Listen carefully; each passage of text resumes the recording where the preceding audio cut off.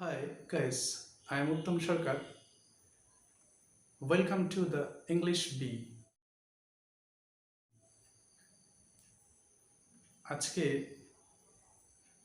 এই ক্লাসে আমরা ইংলিশের কমন এরর বা সাধারণ কিছু ভুল রয়েছে যেগুলি আমরা করে থাকি, যে ভুলগুলি সে বিভিন্ন কম্পিটিটিভ এক্সামই হোক বা বলার ক্ষেত্রে হোক, সেই কিছু ভুলগুলি নিয়ে আমরা আলোচনা করব।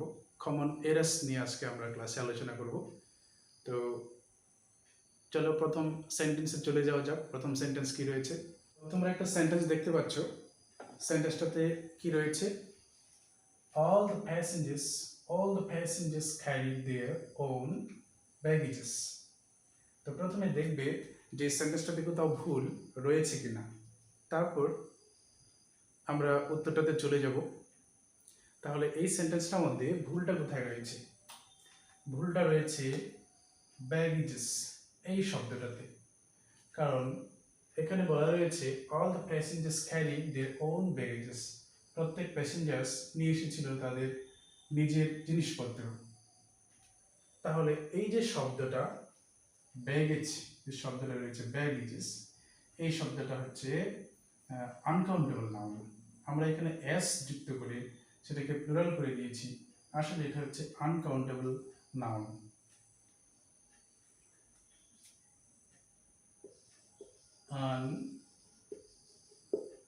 Uncountable noun. তাহলে ব্যাগেজ শব্দটা হচ্ছে আনকাউন্টেবল নাউন, যেটার পরে কখনোই এস অর্থাৎ প্লুরাল ফর্ম এটার ইউজ হয় না। ঠিক আছে, তো ঠিক একই রকম আরেকটা শব্দ রয়েছে যেটা লাগেজের মতো, ব্যাগেজের মতো, সেটা হচ্ছে লাগেজ। লাগেজ শব্দটা যে রয়েছে সেটাও uncountable noun.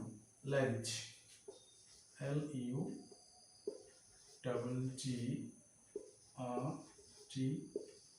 Luggage.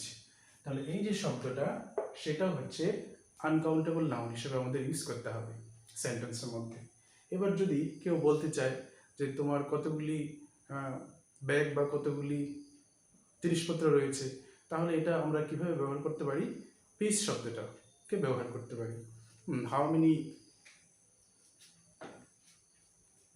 Many pieces of baggage do you have, অর্থাৎ তোমার কতগুলি জিনিসপত্র বা মাল রয়েছে যেগুলি নেওয়ার মতো, সেটা আমরা বলতে পারি। ঠিক একইভাবে ব্যাগেজের মতোই লাগেজ শব্দটা ইউজ হবে, সেটা আনকাউন্টেবল হিসাবে ইউজ হবে, কাউন্টেবল হিসাবে ইউজ হবে না। চলো আমরা পরবর্তী সেন্টেন্স দেখে নিই কি আছে। তাহলে দেখো এখানে কি সেন্টেন্স রয়েছে? He has brought some heavy luggages with him. আশা করি ভুলটা একবারই বুঝতে পারছো কোথায় রয়েছে। লাগেজ শব্দটা হচ্ছে, লাগেজ যে শব্দটা রয়েছে সেই শব্দটা কি হবে এখানে? আনকাউন্টেবল নাউনের জন্য প্লুরাল ফর্মটা কখনোই হবে না, অর্থাৎ এসটা হবে না। Luggage, he has brought some heavy luggage with him. Next sentence. তাহলে নেক্সট সেন্টেন্স কি রয়েছে দেখো, বলা হয়েছে he goes to his bed at 10 PM, অর্থাৎ সে তার বিছানায় যায় রাত 10টার দিকে। তাহলে এই সেন্টেন্সটাতে কোথায় ভুল রয়েছে? ভুল রয়েছে এইখানে হিজ শব্দটাতে। হিজ এই শব্দটা এই সেন্টেন্সটার মধ্যে হবে না। কারণ হচ্ছে গো ভার্ব, তার সঙ্গে সঙ্গে আরও কয়েকটা ভার্ব রয়েছে, যে ভার্বগুলির পর প্রিপজিশন হওয়ার পর এখানে যে হিজ বা মাই, দা এই শব্দগুলি হয়, অর্থাৎ পজিটিভ অ্যাডজেক্টিভগুলি, সেগুলি হবে না বিছানার ক্ষেত্রে। He goes to bed at 10 PM, his, my, the এই শব্দগুলি হবে না। তাহলে সেন্টেন্সটা কি হবে? সেন্টেন্সটা হবে he goes to bed at 10 PM, সোজা গোজ টু বেড, এখানে আর মাঝখানে কিছু হবে না।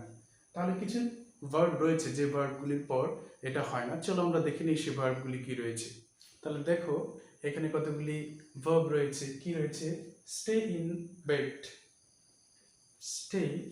Stay in bed, go to bed, get out of bed, lie in bed, B in bed.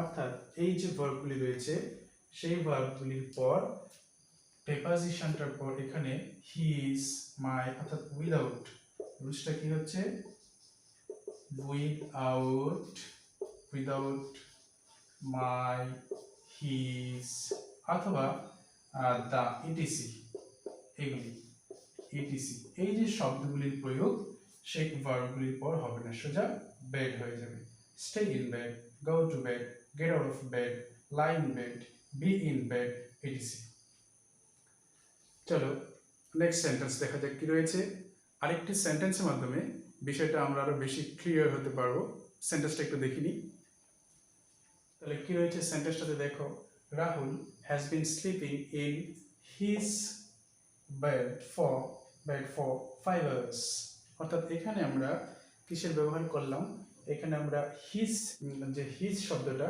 সেই শব্দটা ব্যবহার করলাম কারণ কি কারণ হচ্ছে এখানে ভার্বটা আমরা ইউজ করেছি স্লিপিং দেখো ভার্বটা এখানে ইউজ করেছি আমরা স্লিপিং আগে যে ভার্বগুলি ছিল go be in bed go to bed stay in bed এই শব্দগুলি আমরা ব্যবহার করিনি এখানে করেছি স্লিপিং সেই জন্য এই হিজ যে শব্দটা রয়েছে সেটা আমরা ব্যবহার করতে পারলাম Rahul has been sleeping in his bed অর্থাৎ এই ভার্বটার জন্য আমরা এটা ব্যবহার করতে পারলাম আদারওয়াইজ পারতাম না ওই আগে যে ভার্বগুলি আমরা দেখিয়েছি সেই ভার্বগুলি থাকলে এই সেন্টেন্সটাতে হিজ শব্দটা ব্যবহার করতে পারতাম না নেক্সট সেন্টেন্স তো আমরা এখানে কি দেখতে পাচ্ছি সেন্টেন্সটাতে I had been in Kolkata yesterday. I had been in Kolkata yesterday. এখানে কোথায় ভুল রয়েছে এই জায়গার যে ইউজটা করেছি আমরা ইন সেখানে ভুল রয়েছে সেন্টেন্সটাতে রয়েছে been in actually been in যখন হয় এই ফ্রেজটা তার যে মিনিং সেটা হচ্ছে বিন লিভিং আর staying মানে হচ্ছে কাজটি চলছে রানিং বিং ইন যখন আমরা ব্যবহার করব তার মানে হচ্ছে এরকম কিন্তু এখানে ইয়েস্টারডে যে শব্দটা রয়েছে এটা দিয়ে বোঝানো হয়েছে যে আমি গতকাল গিয়ে আবার চলে এসেছি অর্থাৎ ভিজিটেড তাহলে এই ক্ষেত্রে ব্যবহার করতে হবে বিন টু এইটার মানে হচ্ছে বিন টু সেটার মানে হচ্ছে ভিজিটেড অর্থাৎ গিয়ে আমি চলে এসেছি হ্যাঁ গন টু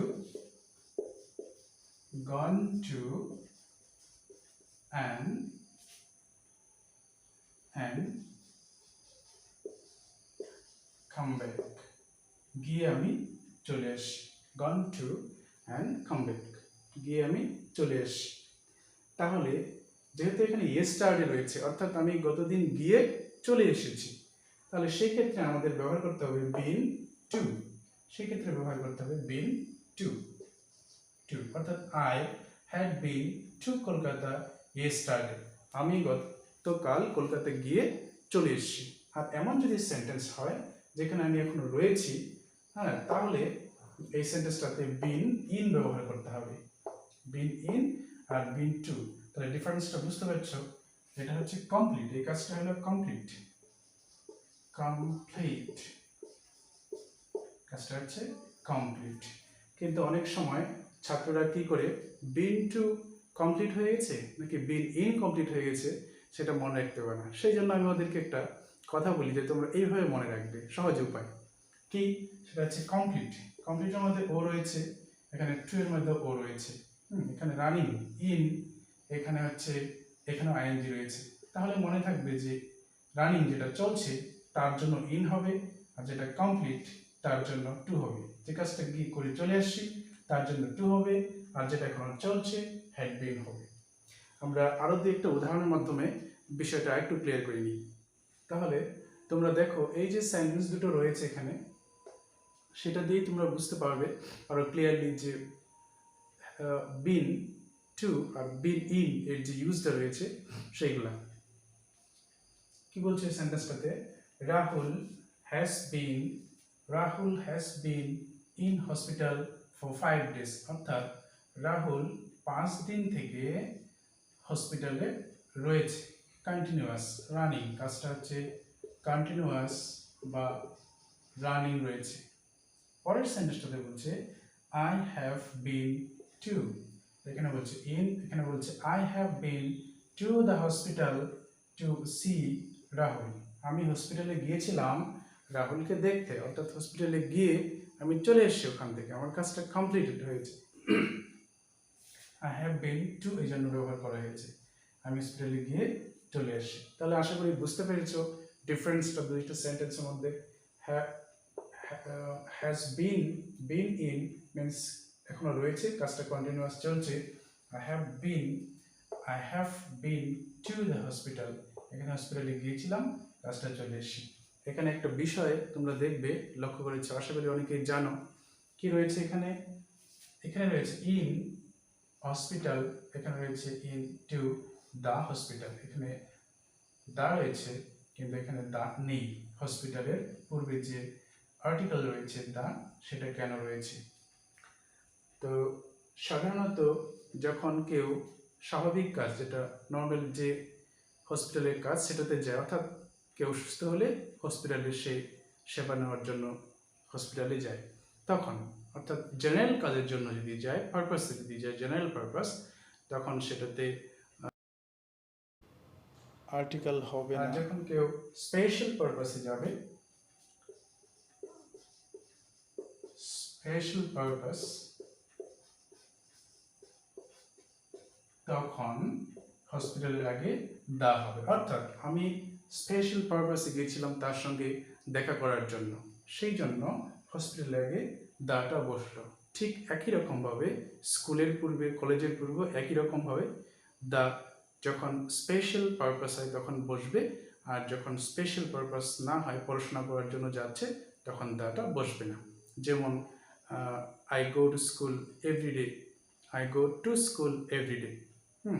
কিন্তু the president visited the school yesterday, the president visited the school yesterday, the school, অর্থাৎ সে স্পেশালি ভিজিট করার জন্য আসে, একটা উদ্দেশ্য, স্পেশাল পারপাস নিয়ে আসে, সেই সময় দাটা এখানে হবে। আজ এ পর্যন্তই, পরে দেখা হবে পরবর্তী ভিডিওতে। সবাই ভালো থাকবে, সুস্থ থাকবে।